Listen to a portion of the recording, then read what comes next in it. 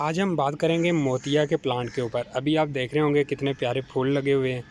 तो इनकी आपको रीज़न भी बताता हूँ और कौन सी खाद हम इस्तेमाल करने वाले हैं, वो खाद का तरीका भी बताऊँगा और पॉट साइज़ कौन सा होना चाहिए, ये सब कुछ इस वीडियो के अंदर।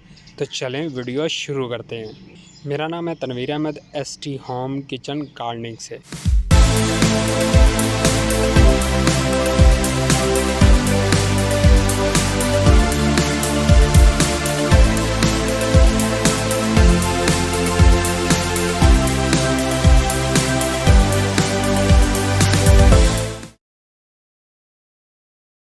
मेरी एक छोटी सी रिक्वेस्ट है तमाम दोस्तों से कि मेरे चैनल को ज़रूर सब्सक्राइब कीजिएगा और मेरी वीडियो को लाइक लाजमी कीजिएगा। सबसे पहले हम पॉट साइज़ देखेंगे कि पॉट साइज़ हमारे पास कौन सा होना चाहिए। जैसे ये देखें, पौधे का साइज़ काफ़ी बड़ा है और यहाँ पे आ जाए तो ये पौधे का साइज़ भी अच्छा खासा बना हुआ है, ये देखें, और फूल भी ऊपर लगे हुए हैं। और आज जुलाई की 2 तारीख है 2022। पॉट साइज़ हमारे पास जो होना चाहिए इसके लिए वो 18 से 22 इंच का पॉट साइज़ होना चाहिए। वैसे तो आप इसको 10 इंच के पॉट साइज़ के अंदर भी लगा सकते हैं, लेकिन 10 इंच का जो गमला है उसके अंदर मिट्टी बहुत कम आती है। हमें चाहिए मिट्टी ज़्यादा। अगर मिट्टी ज़्यादा होगी, खुली होगी, तो आपका ये जो मोतिये का प्लांट है बहुत अच्छी ग्रोथ देने वाला है और इसका साइज़ दिन ब दिन बड़ा होता जाएगा।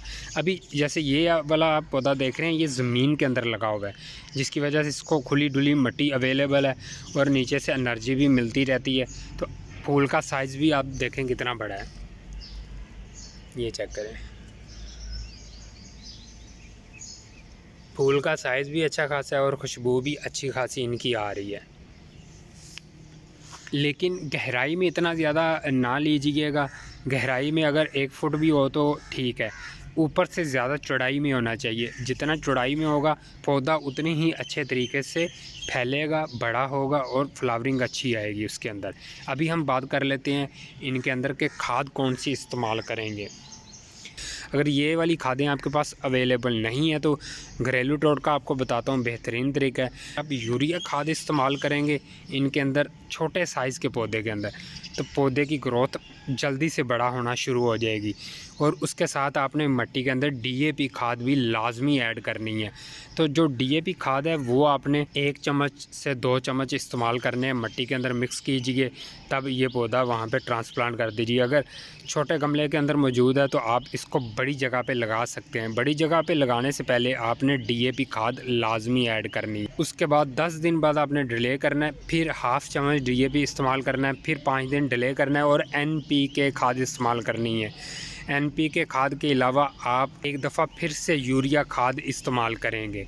यूरिया खाद के कुछ दाने इस्तेमाल करने हैं, ज़्यादा नहीं करनी, वरना वो यूरिया खाद पौधे को येलो कर देती है और उसके बाद पौधा जलना शुरू हो जाता है।